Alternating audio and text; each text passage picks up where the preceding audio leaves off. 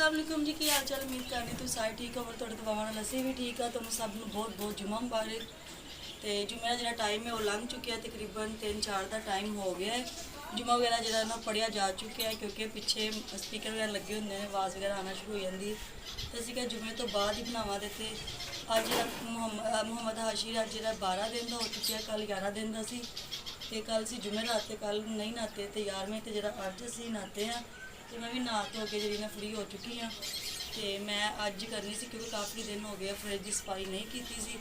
मैं क्या चलो जी अज करने फ्रिज की सफाई। पहले मैं सारे जो छोटे छोटे कपड़े इन्ने ज़्यादा जुड़े सी, छोटी जी पिछे भी तार बनी है, काफ़ी ज़्यादा सी। वो धोते ने, वो धो के तो मुहम्मद ने नवाया। मुहम्मद नहा नू के दोवां नवा के अंदर सवा दिता है।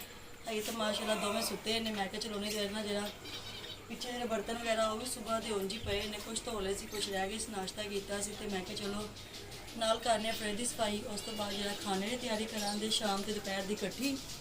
तो हुण जी मैं फ्रिज की सफाई जी कर लगी हाँ। तो मैं क्या तुहाडे नाल भी जी ना उनकी क्लीनिंग शेयर करनी है।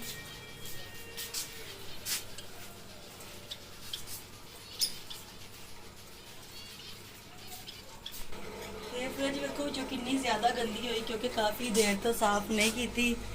तो सारा जो गंद वगैरह जो है वेखो, सारे डब्बे वगैरह भी गंदे हुए पे ने। तो मैं क्या चलो अज जी ना फ्रिज की सफाई कर लेनी है।